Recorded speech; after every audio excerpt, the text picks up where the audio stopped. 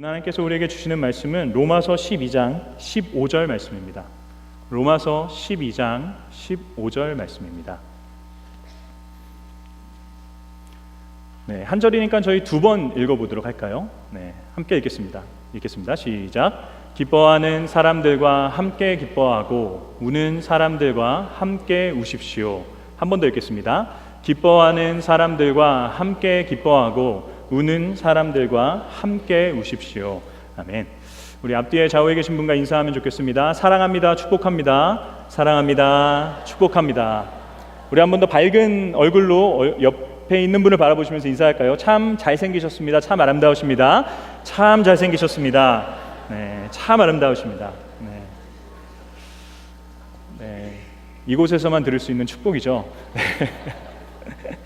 네, 오늘 말씀을 통해서 하나님께서 우리의 머릿속에 깨닫게 하시고 더 나아가 우리의 마음에 감동을 주시고 무엇보다 한 주간 살아가며 깨닫고 느낀 것들을 실천할 수 있는 결단들을 허락해 주시기를 주님의 이름으로 축원합니다. 제가 한 2주 전에 한 청년들을 만나서 신방을 했습니다. 맛있게 밥을 먹고요. 커피숍에 가서 청년들이랑 이런저런 대화를 나누는데 이상하게 제 눈이 되게 아파오기 시작하더라고요. 눈이 아파오기 시작하니까 덩달아서 이게 두통도 막 심해지기 시작했습니다. 견딜 수 없는 두통이 막 오게 돼가지고 제가 헤어지고 나서 운전을 하면서 집에 돌아가다가 운전을 하면 좀 위험하겠다 싶어가지고 차를 세워놓고 이렇게 차에 앉아 있는데 막 토가 나오더라고요.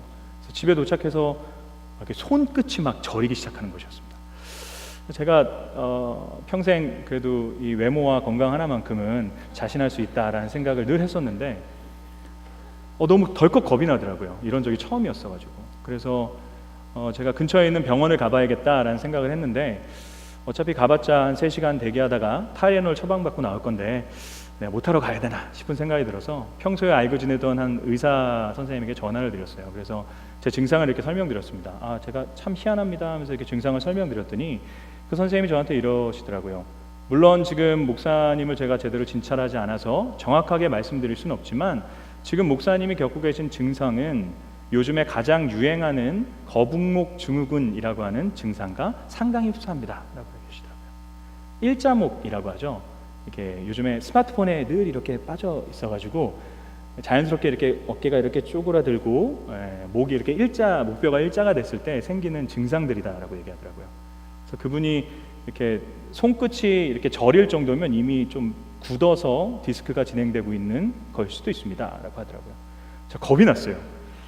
그래서 선생님 어떻게 하면 치료를 받을 수 있습니까? 라고 얘기했더니 선생님이 목사님 먼저 마사지를 통해서 굳은 부분들을 풀어주셔야 됩니다. 그런데 그거는 근본적인 치료의 방법이 될 수 없어요 라고 하시면서 저한테 뭐라고 말씀하셨냐면 목사님 무엇보다 되게 간단한 방법이지만 치료하시기 위해서는 올바르게 앉고 올바르게 서고 올바르게 걸으셔야 됩니다 말씀하시더라고요. 올바르게 앉고 올바르게 서고 올바르게 걸으셔야 됩니다. 제가 전화를 끊고 이렇게 가만히 혼자 생각을 해보는데 어찌 보면 이 원리가 믿음에도 동일하게 적용될 수 있겠다라는 생각이 들었어요. 건강한 신체를 갖기 위해서는 건강한 자세를 가져야만 하는 것이죠. 마찬가지로 건강한 믿음을 갖기 위해서는 올바른 신앙의 자세를 가져야만 한다는 것이죠. 우리의 영이 건강하지 못한 것은 우리가 올바른 영적 자세를 가지고 있지 못하기 때문이다라는 생각이 들었습니다. 어떤 것이 그렇다면 그리스도인인 우리가 가져야 될 올바른 영적인 자세입니까? 로마서는 총 16장으로 되어 있는 성경이죠. 크게 두 부분으로 나눌 수 있습니다. 첫 번째 파트는 1에서 11장까지의 내용인데요. 1에서 11장까지의 내용을 통해서 바울은 복음이 무엇인지, 구원이 무엇인지에 대해서 우리에게 상세하게 설명을 해줍니다. 바울이 이야기하는 이 복음의 핵심은 자격 없는 자에게 부어주시는 하나님의 은혜다라는 것이죠. 우리는 이 하나님의 사랑을 받을 만한 자격이 전혀 없는 추악한 죄인들입니다. 그 죄인들이 구원을 받을 수 있었던 것은 우리의 행위로 인함이 아니라 오직 하나님의 은혜로 인함이다라는 것을 바울이 11장까지의 내용을 통해서 상세하게 설명을 해줍니다. 그리고 이어지는 12장에서 16장까지의 두 번째 파트는 그 은혜를 아는 그리스도인들이 어떤 삶을 살아가야 되는지에 대한 구체적인 예들이라고 할 수 있죠. 그래서 로마서 12장 1절 말씀은 이렇게 시작합니다. 우리 12장 1절 말씀을 한번 읽어볼까요? 그러므로 읽겠습니다. 시작. 그러므로 형제들이여 내가 하나님의 자비하심으로 여러분에게 권합니다. 여러분의 몸을 하나님께서 기뻐하시는 거룩한 산 제물로 드리십시오. 이것이 여러분이 드릴 영적 예배입니다. 너무나도 유명한 말씀이죠. 그러므로 1장에서 11장의 내용을 통해서 알 수 있듯이 나의 힘으로 구원받은 것이 아니라 하나님의 은혜로 구원을 받았기에 그러므로 내가 하나님의 자비하심으로 여러분에게 권합니다. 뭘 권합니까? 우리의 몸을 하나님께서 기뻐하시는 거룩한 산 제물로 드리라는 것이죠. 그렇다면 하나님께서 기뻐하시는 거룩한 산 제물로 우리의 몸을 드린다는 것이 과연 어떤 것일까요? 우리의 몸, 우리의 삶이죠. 우리가 살아가는 삶을 거룩한 산 제물, 즉 구별되어 있는 제물로서 하나님께 올려드릴 때 그것이 하나님께 받으시는, 기뻐 받으시는 영적인 예배가 된다는 것이죠. 좀 더 쉽게 풀어드리면 구별된 우리의 삶을 하나님께 올려드릴 때 하나님께서는 그것을 예배로 받아주시겠다라고 말씀하시는 것이죠. 그렇다면 어떤 것이 구별된 삶입니까? 바울은 2절 말씀에서 이어서 이렇게 얘기합니다. 여러분은 이 세대를 본받지 말고 오직 마음을 새롭게 함으로 변화를 받아 하나님의 선하시고 기뻐하시고 온전하신 뜻이 무엇인지 분별하도록 하십시오. 구별된 삶이라는 것은 어떤 기준으로 정해야 됩니까? 하나님이 기뻐하시는 것, 하나님이 선하다고 여기시는 것, 하나님이 온전하다가, 하나님이 퍼펙트하다고 여기시는 그 삶을 살아드리는 것, 세상의 가치, 세상의 어떤 풍토, 자신의 욕망에 따른 삶이 아니라 모든 사람들이 다 그것을 쫓아갈 때 하나님이 기뻐하시는 것이 무엇이지? 하나님이 선하다고 여기는 것이 무엇이지? 하나님이 온전하다고 생각하는 것이 어떤 것인지를 분별해서 그 삶을 살아드릴 때 하나님께서는 그런 삶을 사는 우리의 몸을 통해 영광 받으시고 그것을 예배로 여겨주신다는 것이죠. 바울은 이어서 3절에서 15장까지의 내용을 통해서 그렇다면 하나님이 기뻐하시고 선하시고 온전하다고 생각하시는 것들이 어떤 것인지를 구체적인 예를 들어서 설명을 하기 시작합니다. 제가 말씀을 준비하면서 3절에서부터 15장까지의 내용을 다시 한번 찬찬히 읽어봤어요. 읽어보면서 제가 한 가지 깨달은 사실은 무엇이냐면 바울이 이야기한 이 구체적인 삶의 모습들에는 한 가지 공통점이 있는데 그 공통점은 무엇이냐면 바로 다른 누군가와의 관계 속에서 만들어지는 거룩함이다라는 것입니다. 바울이 얘기하는 구체적인 예들은 다 다른 사람과의 관계 속에서 여러분이 어떻게 해야 됩니다라는 것들을 알려주고 있다는 것이죠. 다시 말씀을 드리면 바울은 거룩한 삶이란 혼자 산속에 들어가서 누구와도 접촉하지 않으면서 혼자 살아가는 삶이 아니라 다른 누군가와의 관계를 통해서 다른 누군가와 관계를 맺으며 살아갈 때 그 사람과의 관계를 어떻게 풀어갈 것이냐에 따라서 그것이 거룩하냐 아니냐가 결정된다는 것이죠. 바울은 우리의 믿음을 다른 사람과의 관계를 통해 증명하라고 우리에게 도전하고 있는 것입니다. 믿음은 하나님과 우리와의 개인적인 관계죠. 1대1의 관계입니다. 수직적으로 하나님과 우리가 맺는 관계입니다. 그것은 누구도 참견할 수 없고요. 사실 누구도 도움을 줄 수 없고요. 누구도 방해할 수 없습니다. 하나님과 우리와의 1대1의 관계에서 맺어지는 그 믿음을 우리가 받은 자라면 반드시 고개를 옆으로 돌려야 된다는 것입니다. 내 옆에 있는 사람이 누군가, 그리고 그 옆에 있는 사람과 내가 어떤 관계를 맺으며 살아가는지에 따라 내가 정말 하나님을 믿는 사람인지 아닌지가 증명되어진다라는 것을 얘기하고 있는 것입니다. 그래서 예수님께서는 구약의 모든 율법들을 두 가지로 정리하셨죠. 하나님 사랑, 이웃 사랑. 구약에 등장하는 모든 율법들의 내용은 결국 어떻게 하면 하나님을 사랑할 수 있을 것인가에 대한 이야기고요. 더 나아가서 어떻게 하면 하나님을 사랑하며 내게 맡겨주신 이웃과 함께 살아갈 수 있는 것인지에 대한 이야기들을 구체적으로 다루고 있는 것이죠. 결국 우리가 알 수 있는 신앙의 올바른 자세란 어떤 것입니까? 그것은 바로 함께함이라는 것이죠. 건강한 영적인 믿음을 유지하기 위해서 우리가 반드시 알아야 될 건강한 신앙의 자세는 함께함이라는 것입니다. 오늘 본문 말씀을 보게 되면 바울은 누구와 함께하라 라고 이야기하고 있습니까? 즐거워하는 자들과 함께 하는 것이고요. 우는 자들과 함께 하는 것입니다. 오늘 저는 함께 한다는 것이 어떤 것인지를 성도님들과 함께 살펴보고자 합니다. 가장 먼저 우리가 기억해야 될 것은 무엇이냐면 함께 한다라는 것은 결코 자연스러운 일이 아니다라는 것이죠. 누군가와 함께 하는 것은 저절로 우리의 본성대로 살아가다 보면 되는 일이 아닙니다. 되게 편하게, 되게 쉽게 되는 일이 아니다라는 것이죠. 그것은 오히려 우리의 본성을 역행하는 것입니다. 누군가와 함께하기 위해서는 치열한 노력과 치열한 헌신과 치열한 결단이 있어야만 가능한 것입니다.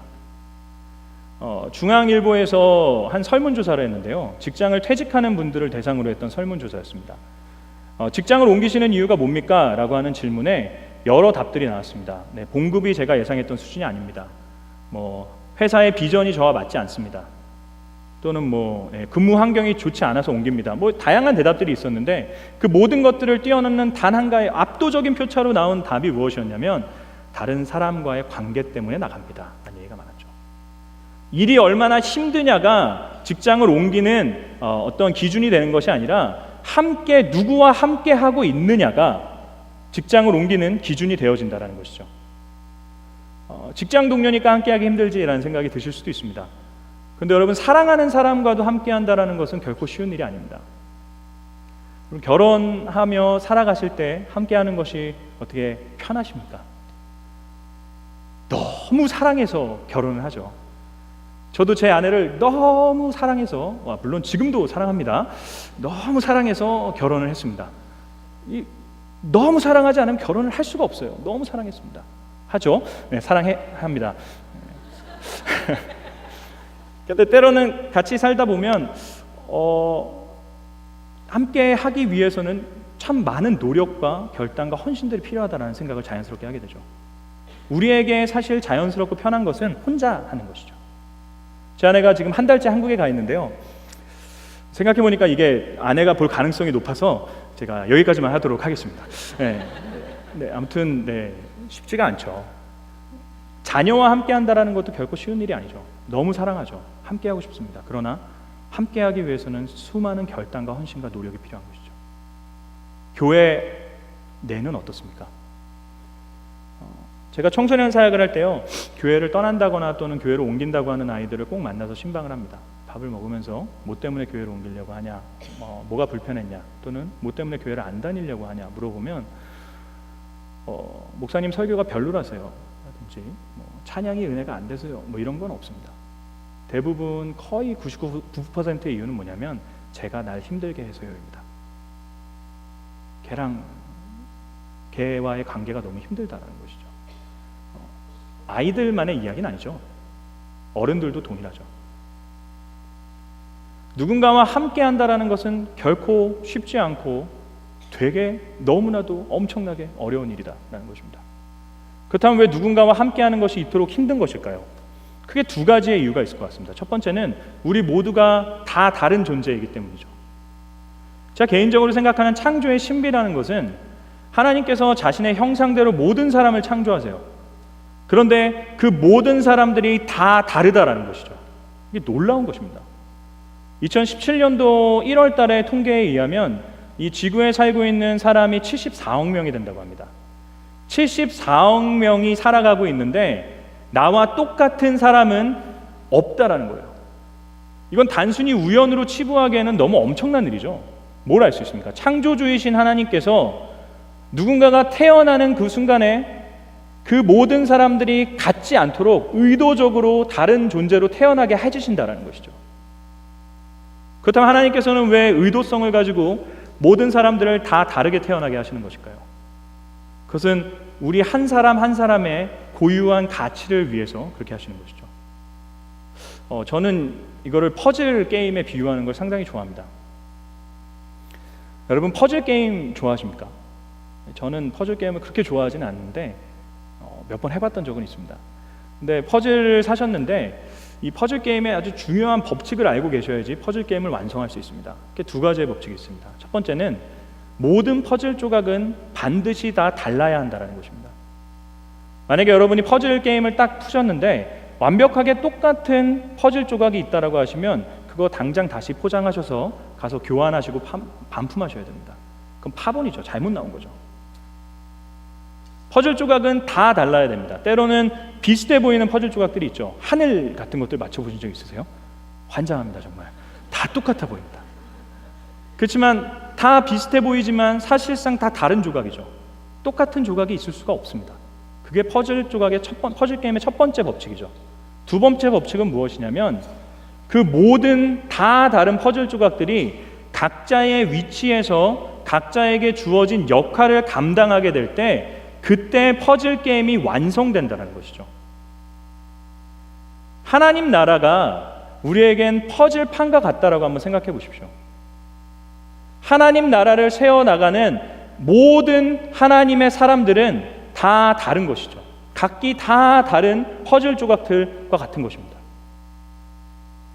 하나님의 나라가 완성된다는 것은 무엇입니까? 각기 다 다른 우리가 고유한 가치를 가지고 우리가 살아가는 삶의 환경 속에서 나만이 할 수 있는 고유한 삶의 환경들 속에서 하나님의 말씀에 순종하는 자로서 살아간다면, 하나님의 통치 가운데서 살아가게 된다면 내가 살아가는 영역이 하나님의 나라가 되는 것이고, 우리 모두가 그런 삶을 살아가게 될 때 하나님의 나라라고 하는 퍼즐판은 완성될 수 있다는 것이죠. 나의 역할은, 내가 하나님께 부여받은 나의 역할은 여러분들 중에 그 누구도 대신할 수 없다는 것입니다. 죄송합니다. 다 각기 다른 고유한 가치들을 가지고 있습니다. 누군가와 함께 울고요, 누군가와 함께 기뻐하기 위해서 우리가 반드시 기억해야 되는 것은 다른 사람의 가치를, 고유한 가치를 인정해 주는 것입니다. 누군가의 고유한 가치를 인정해 준다는 것, 그걸 한 단어로 인격적이다라고 표현합니다. 인격적이다라는 것은 단순히 늘 젠틀하게 이렇게 대한다고 해서 인격적인 게 아니라, 인격적이다라는 것은 한 사람이 갖고 있는 고유한 가치, 나와의 다름을 인정해 주는 사람을 의미하는 것입니다. 그 사람이 인격적인 사람인 것이죠. 그 사람의 어떤 다름을 인정해 주는 겁니까? 그 사람의 지식이 나와 다르다, 그 사람의 생각이 나와 다르다, 그 사람이 느끼는 감정이 나와 다르다, 그 사람이 살아가는 삶의 패턴들과 행동들이 나와 다르다라는 것을 인정하는 태도가 필요하다는 것이죠. 전인격입니다. 이 사람은 나와 전인격이 다른 사람, 지식도 다르고 감정도 다르고 의지도 다른 사람, 그 고유한 가치를 인정해 줘야만 한다는 것이죠. 왜냐하면 누군가는 기뻐합니다. 그런데 어떤 사람에게는 그게 전혀 기뻐할 만한 일이 아닐 수도 있어요. 저걸 왜 기뻐하지? 오히려 어떤 사람에게는 그게 불쾌할 만한 일이 될 수도 있습니다. 어떤 사람들은 너무 슬퍼서 막 눈물을 흘립니다. 그런데 어떤 사람에게는 이게 왜 슬퍼할 만한 일이야? 라는 생각이 들 수도 있다는 거죠. 그런데 그 사람이 기뻐한다고 해서, 그 사람이 슬퍼하는데 나와는 그게 다르다고 해서, 야, 너가 지금 그렇게 기뻐하는 것은 잘못된 거야, 네가 틀린 거야 라고 얘기를 한다면 우리는 비인격적인 사람이 될 수밖에 없다는 것입니다. 고유한 가치를 인정해 줘야 되는 것이죠. 내 생각에서는 왜 기뻐하는지 이해가 되지 않지만 그 사람이 그것을 기뻐한다면 그것을 인정해 주는 태도가 필요한 것입니다. 하나님의 은혜를 우리는 아는 자들이죠. 하나님의 은혜를 안다면 우리는 반드시 다른 사람을 인격적으로 대해줘야만 합니다. 하나님께서는 우리를 인격적으로 대해주시는 분이시기 때문이죠. 하나님은 우리를 창조하셨습니다. 우리는 그의 피조물이죠. 하나님이 우리를 창조하셨다라는 것은 하나님께서 우리의 주인이 되신다라는 것과 같은 얘기입니다. 하나님이 우리의 주인이 되시죠. 주인으로서 하나님께서는 우리에게 얼마든지 너 이렇게 해야 돼, 너 다른 길은 없어, 너 이렇게만 가, 얼마든지 우리를 그렇게 강제하실 수 있으셨습니다. 그러나 하나님께서는 그렇게 하지 않으시죠. 우리를 인격적으로 대해주십니다. 그 결과 우리에게 뭘 주십니까? 자유의지를 주시죠. 그래서 그 자유의지를 가지고 우리는 얼마든지 생각하고요, 얼마든지 느끼고요, 얼마든지 원하는 대로 의지적으로 행동할 수 있습니다. 놀라운 거죠. 하나님은 우리가 생각하고 결정한 그 내용들, 그 결정들을 존중해 주십니다. 더 나아가서 더 놀라운 것은 무엇이냐면 하나님은 우리의 결정에 따른 결과들까지도 인정해 주신다는 것이죠. 때로는 우리의 생각에 의한 결정들이 내 욕망에 따른 것일 수도 있어요. 그래서 하나님이 기뻐하시는 길은 이쪽인데 내 선택에 의해서 이쪽의 길을 갈 수도 있습니다. 하나님께서 치시면서 너 일로 와 라고 하시는 게 아니죠. 하나님께서는 그 선택에 의한 결과들을 우리로 하여금 겪게 하십니다. 그리고 그 결과들을 통해서 깨닫게 하실 때까지 기다려 주신다는 것이죠. 이게 잘못된 것이구나, 이게 옳은 것이구나, 우리가 스스로 깨닫고 다시금 하나님이 기뻐하시는 길에 설 때까지 하나님께서는 우리를 인도하시며 우리를 기다려 주신다는 것입니다.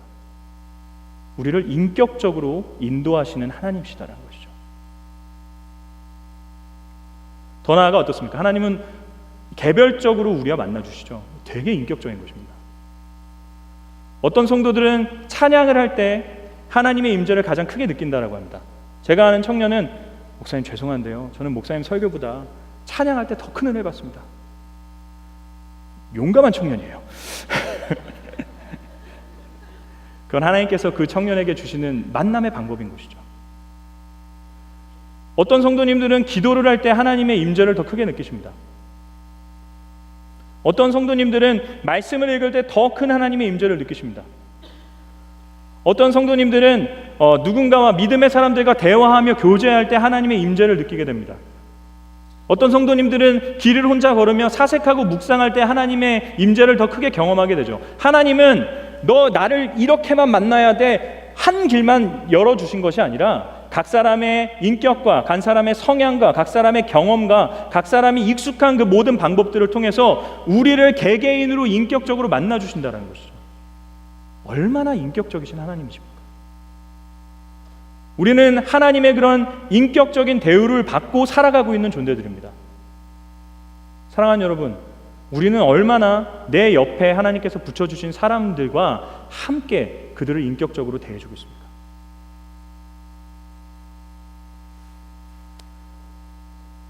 다른 사람과 나와의 다름을 봤을 때 내가 나이가 더 많기 때문에, 내가 직분이 더 높기 때문에, 내가 경험이 더 많기 때문에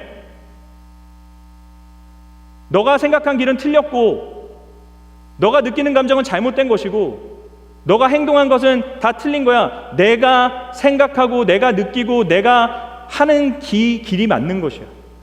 제안한다면 우리는 결코 인격적인 사람이 될 수 없는 것이죠. 가정에서, 교회에서 하나님께서 내 옆에 붙여주신 사람들과 함께 그들의 다른 고유한 가치를 인정하며 그들과 함께 인격적으로 함께 할 수 있는 저와 여러분이 될 수 있기를 주님의 이름으로 축원합니다. 첫 번째는 함께 하기 위해서 함께 하는 것이 어려운 이유는 우리가 다 다르기 때문이죠. 두 번째 이유는 어떤 것일까요? 제가 한국에 있을 때 청소년 사역을 할 때 제가 가장 많이 상담을 했던 아이들은 그 학교에서 왕따를 당하는 아이들이었습니다.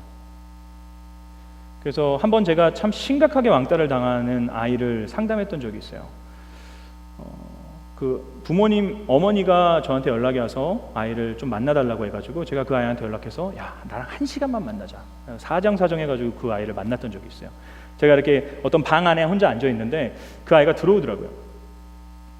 그래서 제가 인사를 했습니다. 안녕 하면서 잘생겼다 하면서 마음에 없는 얘기를 하면서 이렇게 말을 걸었죠. 근데 보통 사람이 이렇게 얘기를 하면 자연스럽게 반응을 보이기 마련인데 이 친구는 그냥 고개를 푹 숙이고요, 가만히 자리에 앉아 있더라고요. 제가 어떠한 말을 해도 그냥 고개를 푹 숙이고 있습니다. 풍겨지는 느낌은 뭐였냐면 너 마음껏 떠들어. 나 1시간만 그냥 고개 숙이고 있다 갈 거니까 나한테 어떤 것도 기대하지 말고 너 혼자 그냥 떠들어 라는 느낌이었어요. 그래서 제가 더 이상 물어보지 않고 혼자 진짜 떠들기 시작했습니다. 다 설명할 수는 없지만 또 알고 계신 분들도 계시겠지만 저는 초등학교 3학년 때부터 미국에서 엄청난 인종차별을 당했습니다. 한 3년 동안 심각할 정도로 인종차별을 심하게 당했어요. 그래서 지금도 공포증이 있을 정도로 저는 심각한 인종차별을 당했습니다. 6학년 때 한국에 돌아왔는데 제 인종차별의 어떤 부작용 중에 하나가 무엇이었냐면 먹는 것이었습니다. 그래서 제가 되게 뚱뚱했어요. 얼마나 뚱뚱했냐면 살이 눈을 덮어서 제 상당히 큰 눈이 덮어질 정도로 정말 뚱뚱했습니다. 거기다 제가 살기 위해서 영어 공부를 열심히 했었습니다. 그래서 사전을 외우고 막 그랬었어요. 그렇게 3년 동안 제가 영어에만 몰두하다 보니까 한국말을 많이 잊어버린 거죠. 그래서 한국에 6학년 때 왔는데 애들이 얼마나 재수가 없었겠습니까? 이렇게 뚱뚱한 애가 꼬여가지고 안녕 막 이러고 있는 거예요. 처음에는 이렇게 관심을 보여주더라고요. 근데 이제 조금 지나니까 애들한테 왕따를 당하면서 괴롭힘을 당하기 시작했습니다. 저는 얼굴이 변기통에도 이렇게 박혀봤어요. 그래서 비인격 인간으로서 경험할 수 없는 어떤 그런 대우들과 취급들을 많이 받았었죠. 제가 그 아이한테 그런 얘기를 하기 시작했습니다. 야, 나도 이랬다. 나 완전 인종차별 당해. 너 인종차별은 못 당해봤지? 너 그거 진짜 장난 아니야. 막 이러면서 막 얘기하고 반응도 없는 애한테 막 혼자 미친 사람처럼 막 계속 떠들기 시작했어요. 한국에 돌아왔는데 이 나쁜 놈들이 나를 때리고 뭐 변기통에 얼굴을 쳐박고 막 제가 걔한테 뭐라고 그랬냐면 왕따 당할 때 사람들이 옆에서 야, 그거 너가 이겨내야 돼. 너가 힘으로 그 애들이랑 뭐 부딪혀야 돼. 또는 뭐 네가 어떤 액션을 취해야지라는 말들이 얼마나 가슴을 아프게 하는 일인지 나도 안다고. 제가 변기통에 얼굴 처박히고 나와서 집으로 돌아가는 길에 내가 하나님을 믿지 않기로 결정했다 라는 이야기를 했을 때 이렇게 고개를 숙이고 있던 그 애가 이렇게 고개가 들어졌습니다. 근데 걔가 울기 시작하더라고요. 제가 걔한테 물어봤어요. 너 왜 우니? 근데 걔가 저한테 그러더라고요. 선생님이 어떤 감정이실지가 너무 느껴져서요. 여러분, 슬퍼하는 사람들과 함께 슬퍼하기 위해서 필요한 게 뭔지 아십니까? 공감입니다. 기뻐하는 사람들과 함께하기 위해서 필요한 게 뭔지 아십니까? 공감입니다. 함께함은 공감 없이는 절대로 이루어질 수가 없는 것입니다. 왜 함께하는 것이 힘들까요? 공감하는 것은 생각보다 쉽지 않습니다. 여러분, 슬퍼하는 사람들과 그들의 슬픔에 대한 이야기를 한두 시간 들어본 적 있으십니까? 그럼 제가 100% 장담하는데 여러분들 슬퍼지실 것입니다. 상대방의 감정은 우리에게 전이가 되죠. 그래서 그 사람의 슬픔은 시간이 지나고 다 보면 나의 슬픔이 되어집니다. 우리는 기본적으로 나의 감정이 누군가에 의해서 결정되는 것을 싫어하죠. 더 나아가 우리는 공감해 주는 것보다 답을 내려주는 것에 훨씬 더 익숙하고 편함을 느끼는 사람들입니다. 공감하는 것은 쉽지 않습니다. 답을 내려주는 것은 너무나도 간단하고 쉬운 일이죠. 내가 갖고 있는 생각들, 내가 갖고 있는 경험들, 내가 갖고 있는 지식들로 너의 이런 문제는 이렇게 해결해야 돼. 너무 쉽습니다. 그러나 정답을 알고 있음에도 불구하고 그 사람의 얘기를 들어주고 그 사람의 슬픔을 함께 느낀다라는 것은 결코 쉬운 일이 아닙니다. 그러나 누군가와 함께하기 위해서, 특별히 우는 자와 함께 울고 기뻐하는 자와 함께 기뻐하기 위해서 반드시 필요한 것은 공감이라는 것이죠. 어떻게 해야 됩니까? 공감에는 희생이 필요합니다. 자기 자신의 지식을 희생하는 거죠. 자기 자신의 감정을 희생하는 거죠. 자기 자신의 행동을 희생하는 것입니다. 나는 비록 기쁘지 않아도 그 사람이 기쁘다면 내 스스로를 희생해 그 사람의 기쁨에 동참해 주는 것이죠. 나는 슬프지 않아도 그 사람이 슬프다면 나를 희생해 그 사람의 슬픔에 함께 동참해 주는 것입니다. 그게 누군가와 함께하기 위해 필요한 공감이다라는 것이죠. 성경을 보면 예수님께서는 자신을 희생해서 공감하는 것을 그 누구보다 잘하셨던 분이십니다. 예수님은 다른 사람의 슬픔에 깊이 있게 공감하셨습니다. 요한복음 11장 말씀을 보게 되면요, 예수님께서 죽은 나사로를 살리시는 이야기가 기록되어 있습니다. 그런데 성경을 자세히 읽으신 분들은 다들 아시겠지만 예수님께서는 의도적으로 나사로가 죽을 때까지 기다리셨습니다. 나사로가 병에 걸렸다는 소식을 들으셨죠. 그런데 곧바로 베다니로 가지 않으십니다. 그리고 기다리시죠.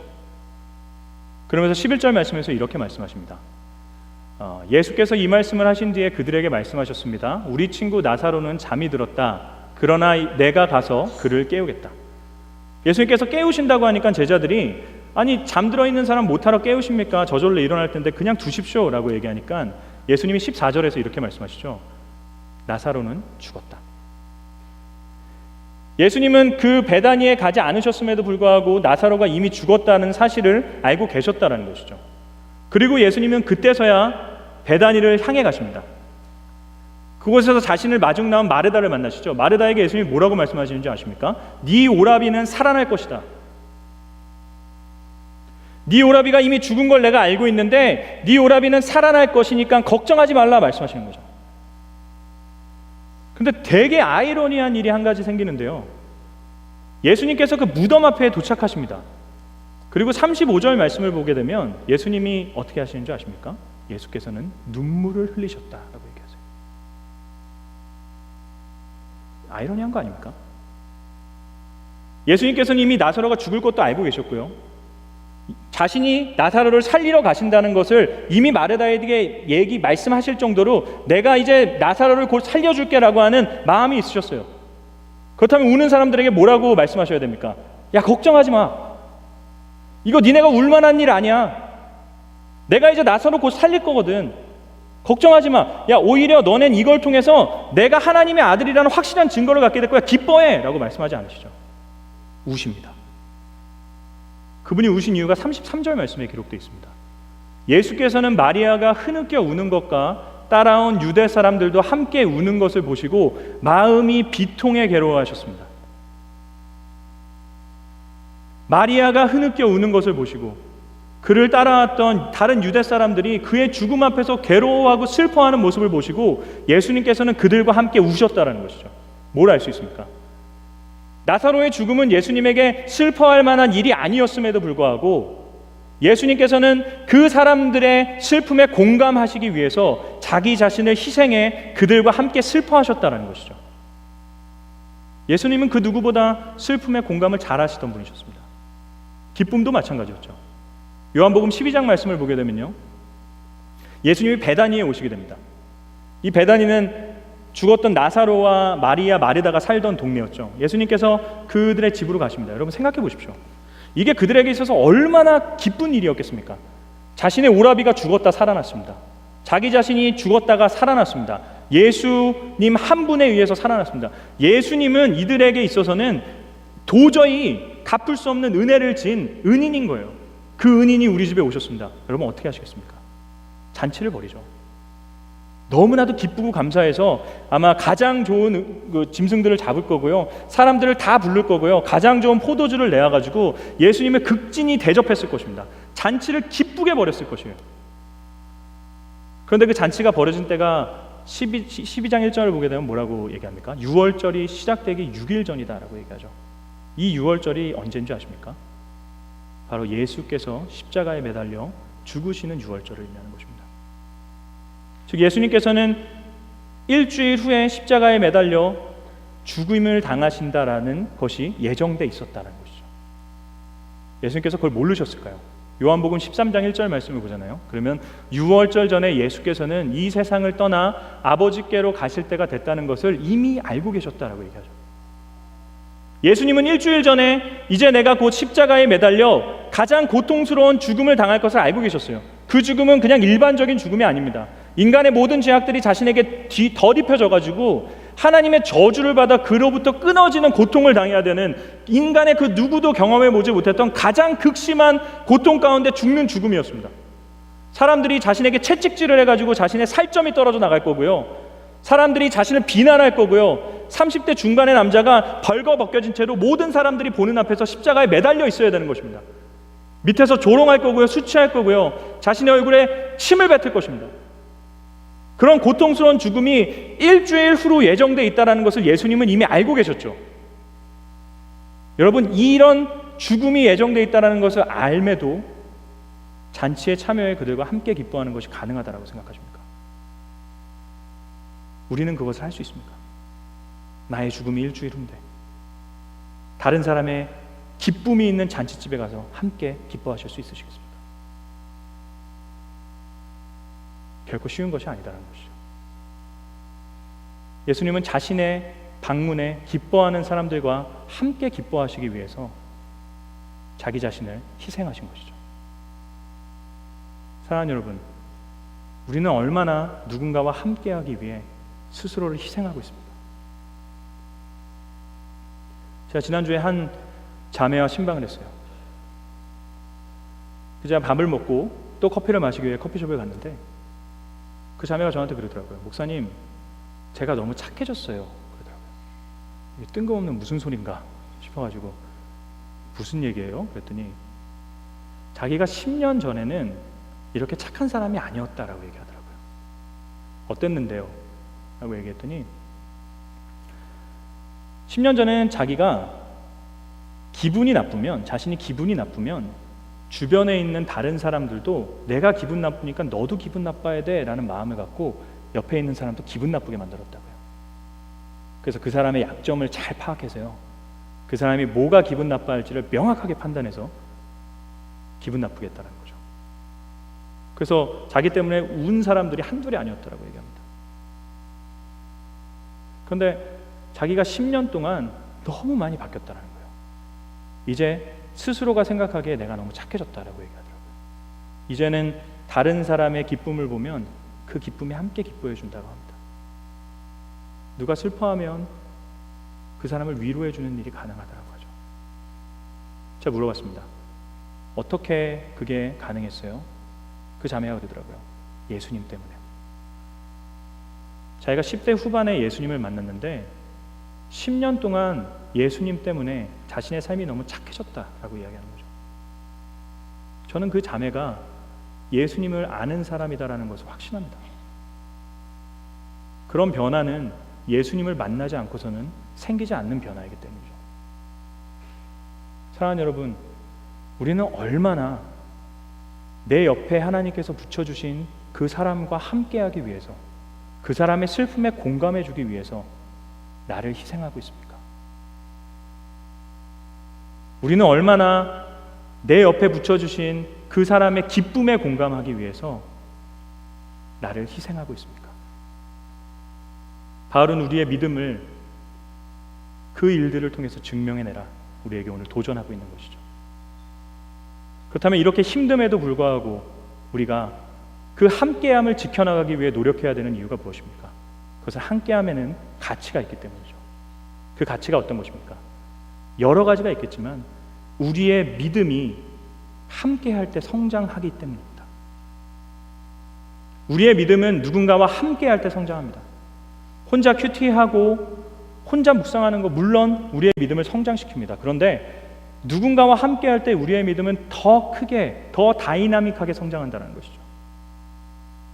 혼자 은혜 받았던 말씀을 마음속에 품고 있는 것보다 그 말씀을 누군가와 함께 나누고 그 사람의 이야기를 듣고 그 사람의 삶을 우리가 보게 될 때 우리의 믿음은 더 크게 성장하게 됩니다. 주일날 예배만 드리고 떠나는 교회에는 힘이 없습니다. 우리의 믿음은 주일 예배를 통해 성장하는 것이 아니죠. 주일 예배는 우리에게 믿음을 성장시킬 수 있는 뜨거움을 주는 곳입니다.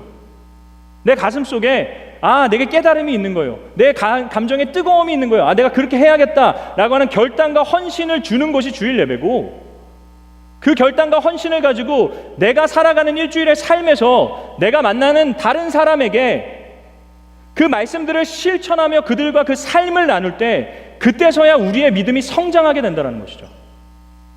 내가 품을 수 없는 사람들을 품을 수 있게 되었을 때 우리의 믿음은 성장한 것입니다. 내가 받아들일 수 없던 환경들이 내 마음속에 인정이 되고 그것으로 인해서도 감사하게 될 때 예전에 그러지 못했는데 지금 그럴 수 있다면 우리의 믿음이 성장했다라고 얘기할 수 있는 것이죠. 사랑하는 성도 여러분, 하나님께서 밴쿠버 온누리교회를 통해서 만나는 목사님들과 만나는 다락방장님과 만나는 순장님과 만나는 모든 순원님들을 여러분 옆에 붙여주셨습니다. 그것은 그들과 함께함을 통해 믿음을 세워나가라 라고 하는 것이죠. 이 사실을 기억하며 함께함의 가치를 위해서 내 옆에 있는 사람과 먼저 함께할 수 있는, 그래서 그 사람을 인격적으로 인정해주고 더 나아가 그 사람을 위해 기꺼이 나를 희생할 수 있는 성숙한 믿음을 가진 저와 여러분이 될 수 있기를 주님의 이름으로 축원합니다. 말씀을 마무리하도록 하겠습니다. 제가 말씀을 준비하면서 제 가슴을 뜨겁게 울렸던 것은 바로 십자가 때문이었습니다. 그럼 십자가가 어떤 의미입니까? 십자가는 하나님께서 우리와 함께 하시기 위해 자기 자신을 희생한 사건인 것이죠. 인간의 인격적으로 대해주신 하나님, 우리의 인격적인 선택들로 인해 만들어진 죄라는 결과물들을 하나님께서는 해결하시기 위해 자기 자신을 희생하신 것이죠. 더 나아가 우리와 함께 하시기 위해 인간의 몸을 입고 오시고 우리가 느끼는 모든 슬픔과 기쁨과 우리의 모든 연약함들을 그분께서 공감하시고 그 모든 것들을 자신의 희생을 통해서 이루신 놀라운 사건인 것이죠. 이것이 우리에게 은혜가 되고 있습니다. 제가 요즘 즐겨 듣는 찬양 중에 What a Beautiful Name이라고 하는 찬양이 있습니다. 제가 이 찬양을 좋아하는 이유는 2절에 나온 한 가사 한 소절 때문이에요. 그 한 사절이 이렇습니다. You didn't want heaven without us, so Jesus, you brought heaven down. 하나님은 우리가 없는 천국이 싫으셔서 그 천국을 우리와 함께 누리기 위해서 이 땅에 내려오셨다는 것이죠. 이것이 우리에게 기억되어질 때, 이 감동이 우리의 마음속에 있을 때 우리는 그때서야 비로소 내 옆에 있는 사람을 공감할 수 있게 됩니다. 예수 그리스도의 십자가의 사랑이 저와 여러분 가운데 가득 넘쳐나서 그분께서 나를 위해 베푸신 희생, 그분께서 나를 인격적으로 대해주신 그 모든 대함들이 내 가슴을 울려 내 옆에 있는 자들에게 자연스럽게 이 모든 공감과 인격들이 발휘될 수 있기를 주님의 이름으로 축원합니다. 함께 기도하시겠습니다. 함께 기도하실 때 하나님, 내 옆에 붙여주신 사람이 있습니다. 내 아내일 수도 있고요, 내 남편일 수도 있고요, 내 자녀일 수도 있고요. 특별히 우리 교회 내에서 하나님께서 나로 사랑하며 살아가라고, 믿음을 함께 세워나가라고 붙여주신 사람들이 있습니다. 하나님, 내가 그 사람들을 얼마나 인격적으로 대했습니까? 나와 다르다는 것 때문에 그 사람을 틀린 것으로 규정하고 그 사람의 고유한 가치를 인정하지 않고 자기 자신의 기준만을 내세웠던 것은 아닙니까? 내가 얼마나 그 사람을 공감하기 위해 나를 희생했습니까? 예수의 십자가가 나를 그렇게 희생해 주셨는데 나는 얼마나 내 옆에 있는 사람을 위해 내 자신을 희생했습니까? 돌아보며 돌이켜보며 하나님께 아버지, 내가 한 주 동안의 삶을 내가 누군가를 인격적으로 대하고 내가 그 사람을 공감하기 위해 희생하는 삶을 살아가기로 결정합니다. 아버지, 내게 은혜를 베풀어 주시옵소서. 함께 기도하며 나아가시겠습니다. 하나님 아버지,